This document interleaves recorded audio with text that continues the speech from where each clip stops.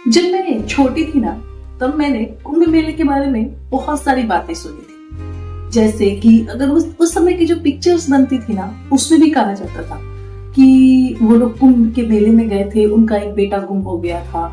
ऐसे करके पिक्चर की स्टोरी जो है वो आगे बढ़ती है। इन शॉर्ट, कोई गुम हो गया तो उसे बताया जाता था कि कुंभ के मेले में गुम हो गया। तो मेरे मन में ना हमेशा ये क्वेश्चन होता था कि आखिर ये कुंभ का मेला है क्या है ये कुंभ का मेला जहाँ पे लोग गुम हो जाते हैं? क्यों वहाँ पे इतनी भीड़ होती है? क्यों यहाँ पे इतने सारे लोग, जगह जगह से लोग वहाँ पे आके स्नान करते हैं? क्यों वहाँ पे जो नदियाँ हर समय बहती है, उस समय में ही उस नदियों का महत्व इतना ज्यादा क्यों हो जाता है? क्यों उस नदियों के पानी को अमृत के समान माना जाता है? क्या है कुंभ मेले का इतिहास? क्यों शुरू किया गया कुंभ मेला? क्या है इसके पीछे की कहानी? वगैरह वगैरह काफी सारे क्वेश्चन जो है मेरे दिमाग में आती थी। और जब मैंने इसके बारे में स्टडी किया तो मैं इसके जो फैक्ट है उसको जानकर मैं आश्चर्यचकित हो गई। क्योंकि हमारा जो धर्म है, हमारा ये जो कुंभ मेला है, वो सिर्फ धर्म और आस्था का ही प्रतीक नहीं है, इसके पीछे साइंस भी छुपा हुआ है। और साथ ही साथ यहाँ पर हजारों लाखों की संख्या में लोग आते हैं, इसलिए ये एक आस्था ही समझ लीजिए, लेकिन लोगों को रोजगार तो देता ही है। क्योंकि यहाँ पे बहुत सारे लोग आते हैं, तो जितने लोग जमा होंगे, लोगों के लिए रोजगार उतना ही ज्यादा होगा। तो एक तरह से ये इंडिया की जो बेरोजगारी है उसको भी कुछ समय के लिए दूर करता है। तो खैर, ये तो हो गई साइड की बातें, लेकिन मैं यहाँ पे आज आपको बताने वाली हूँ कुंभ मेले के बारे में कि कुंभ मेले के पीछे क्या है, साइंस क्या है, क्यों कुंभ मेले को इतना पवित्र माना गया है, क्यों कुंभ मेला इतना फेमस होता है। और हिंदू पौराणिक कथा के अनुसार ये बात भी माना गया है कि कुंभ के मेले में जाकर अगर आप वहाँ पे डुबकी लगा लेते हो, वहाँ की नदियों में स्नान कर लेते हो, तो आपके जितने भी पाप है ना, वो उन पापों से मुक्ति मिल जाएगी। तो क्या आपने भी कभी पाप किया है? Obviously we are living in Kalyug. अगर हम कलयुग में रह रहे हैं तो हमने पाप तो जरूर ही किया है। पाप इन द सेंस ये नहीं कि घोर पाप इन द सेंस कि अगर घी सीधी उंगली से नहीं निकल रहा है और आपने उंगली टेढ़ी कर ली तो उसे पाप ही कहा जाएगा ना।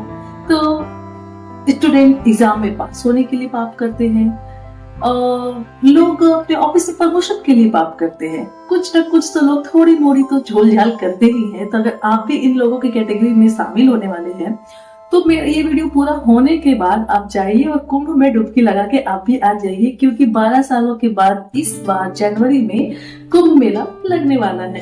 तो आखिर क्यों 12 साल बाद ही कुंभ मेला क्यों लगता है? मैंने तो सुना था कि 6 साल बाद भी कुंभ मेला लगता है और 3 साल बाद भी कुंभ मेला लगता है, कहीं कहीं तो कुंभ मेला हर साल लगता है।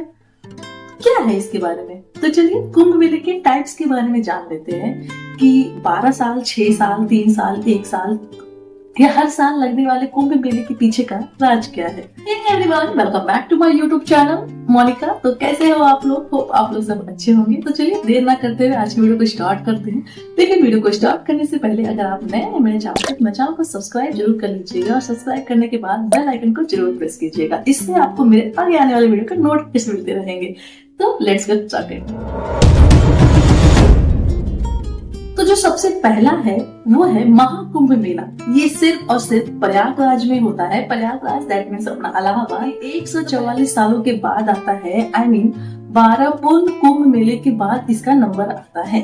तो अब इसी में से सवाल उठता है कि पूर्ण कुंभ मेला क्या है फिर? तो पूर्ण कुंभ मेला वो है जो 12 सालों में एक बार लगता है।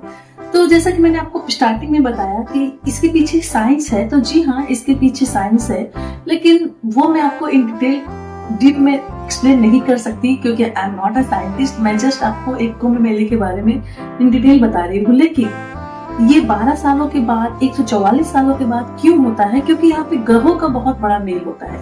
वो मैं आपको आगे की वीडियो में बताऊंगी कि क्यों, क्या, कैसा मेल होता है।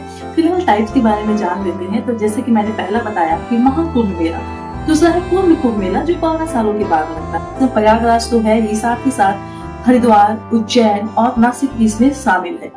और उसके बाद आता है अर्ध कुंभ मेला। तो अपने नाम के अकॉर्डिंग अर्ध कुंभ मेला, जैसे कि पूर्ण कुंभ मेला 12 साल का है तो अर्ध कुंभ मेला 6 सालों के बाद लगता है। पूर्ण कुंभ मेला 4 जगहों पे लगता है तो ये सिर्फ 2 जगहों पे लगता है, हरिद्वार और प्रयागराज। उसके बाद हम आ जाते हैं कुंभ मेले। तो कुंभ मेला 4 अलग अलग स्थानों में या हर 3 साल में आयोजित किया जाता है। उज्जैन, नासिक, हरिद्वार और प्रयागराज। अब आता है माघ कुंभ मेला। तो इसे मिनी कुंभ मेलों के रूप में भी जाना जाता है, जो प्रतिवर्ष केवल प्रयागराज में हिंदू कैलेंडर के अनुसार माघ के महीने में आयोजित किया जाता है। तो फ्रेंड्स, यहाँ पे मैंने बात कर ली कि कुंभ मेले के कितने टाइप होते हैं। तो अभी आप लोगों के दिमाग में ये बात क्लियर हो गई होगी कि कुंभ मेला कुछ 12 साल के बाद क्यों लगता है, 144 साल के बाद क्यों लगता है, मतलब डिफरेंट टाइप में क्यों लगता है। तो इसके पीछे जो है कि मैंने बताया कि इसके पीछे जब ग्रहों के नक्षत्र के हिसाब से देख के लगाया जाता है, तो मैं आपको आगे बताने वाली हूँ। फिलहाल बात कर लेते हैं कि अगर हम कुंभ मेले के बारे में जान रहे हैं तो हमें ये जानना ज्यादा जरूरी है कि आखिर कुंभ मेला है क्या चीज, इसकी शुरुआत कहाँ से हुई। तो चलिए इसकी हिस्ट्री के बारे में जानते हैं।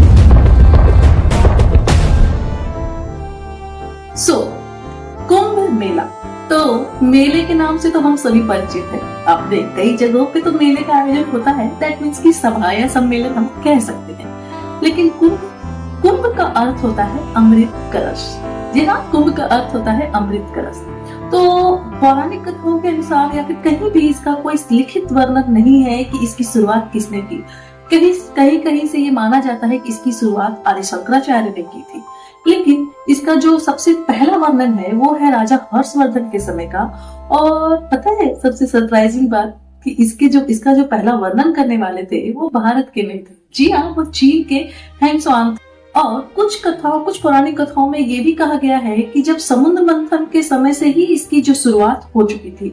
अब समुद्र मंथन क्या है ये सवाल आता है, तो हम बताते हैं सभी समुद्र मंथन के बारे में। तो मैं ज्यादा इन डिटेल में नहीं बताती हूँ, मैं आपको शॉर्ट में बताती हूँ कि जब महर्षि दुर्वासा के श्राप की वजह से देवता कमजोर होने लगे थे और पृथ्वी पर राक्षसों का शासन होने लगा था, प्रभाव होने लगा था, उनका कोप बढ़ने लगा था। ऐसे में सभी देवता मिलकर समुद्र यानी क्षीर सागर में मंथन करके अमृत निकालना चाहते थे। ये दूध सागर ब्रह्मांड के आकाशीय क्षेत्र में स्थित है। सारे देवता भगवान विष्णु जी के कहने पर दैत्यों के साथ मिलकर अमृत निकालने के प्रयास में लग गए। जैसे ही समुद्र मंथन से अमृत निकला, देवताओं के इशारे पर इंद्र का पुत्र जयंत अमृत कलश लेकर उड़ गया। इस पर गुरु शंकराचार्य के कहने पर दैत्यों ने जयंत का पीछा किया और काफी परिश्रम के बाद दैत्यों ने जयंत को पकड़ लिया और अमृत कलश पर अधिकार जमाने के लिए देव और राक्षसों में 12 दिन तक भयानक युद्ध चला। ऐसा कहा जाता है कि इस युद्ध के दौरान पृथ्वी के 4 स्थानों पर अमृत कलश की कुछ बूंदें गिरी थी, जिनमें पहली बूंद प्रयागराज में, दूसरी हरिद्वार में, तीसरी उज्जैन में और चौथी नासिक में गिरी थी। इसीलिए इन 4 जगहों पे कुंभ मेले का आयोजन किया जाता है। और हाँ, आपको एक बात हम और यहाँ बता देते हैं कि देवताओं के 12 दिन का मतलब पृथ्वी में 12 साल होता है। इसलिए हर 12 साल के बाद कुंभ मेले का आयोजन किया जाता है, पूर्ण कुंभ मेले का आयोजन किया जाता है, जो कि 4 जगहों पे लगता है, जिसके बारे में मैंने स्टार्टिंग में आपको बता दिया है। अब तक तो आप समझ ही चुके होंगे कि क्यों इन दिनों इन जगहों का महत्व इतना बढ़ जाता है और 12 साल बहने वाली नदियों में इन दिनों स्नान करने से आप अपने आप को पाप मुक्त कर सकते हैं। तो चलिए नदियों के बारे में आपको थोड़ा सा बता देते हैं। तो वो नदियां हैं उत्तराखंड में गंगा नदी पर हरिद्वार, मध्य प्रदेश में शिप्रा नदी पर उज्जैन, महाराष्ट्र में गोदावरी नदी पर नासिक, उत्तर प्रदेश में गंगा, यमुना और सरस्वती के संगम पर प्रयागराज। तो जैसा कि मैंने आपको स्टार्टिंग में बताया था कि इसके पीछे साइंस भी छुपा हुआ है कि क्यों हर 12 साल के बाद कुछ ग्रह नक्षत्रों का जो योग है वो क्यों बताया जाता है। कि जैसे कि कुंभ मेला मैंने स्टार्टिंग में बताया कि कुंभ मेला क्यों हर 12 साल के बाद 144 साल के बाद क्यों लगता है। तो जो इसमें कुछ नक्षत्र है जैसे चंद्रमा, गुरु, बृहस्पति और सूर्य, इन सभी ग्रहों के बारे में इसके पीछे भी कुछ कहानी है। तो उन कहानी के बारे में आपको थोड़ा बताती हूँ कि जब समुद्र मंथन हुआ था, तो जब अमृत कलश को लेकर देवताओं और राक्षसों में युद्ध चला था, तो तब कलश की खींचातानी में चंद्रमा ने अमृत को बहने से बचाया था, गुरु ने कलश को छुपाया था, सूर्य देव ने कलश को फूटने से बचाया था और शनि ने इंद्र के कोप से रक्षा की थी। इसलिए जब नवग्रह में सूर्य, चंद्रमा, गुरु और शनि का योग संयोग एक राशि में होता है, तब कुंभ मेले का आयोजन होता है। फ्रेंड, कैसी लगी आपको मेरी आज की इन्फॉर्मेशन कमेंट करके मुझे जरूर बताइएगा। वीडियो अच्छी लगी होगी तो लाइक कीजिएगा, फ्रेंड एंड फैमिली से शेयर कीजिएगा, चैनल पर सब्सक्राइब जरूर कर लीजिएगा। और कुछ भी फीडबैक हो, कुछ भी आपको मेरे वीडियो में अच्छा ना लगा हो, कुछ भी आप मुझे फीडबैक देना चाहते हैं तो आप मुझे कमेंट के थ्रू दे सकते हैं। मैं आपके फीडबैक का मोस्ट वेलकम करती हूँ। तो बस यही तक था मेरा आज का वीडियो। मिलते हैं कल फिर एक नए वीडियो में, तब तक मुझे दीजिए इजाजत।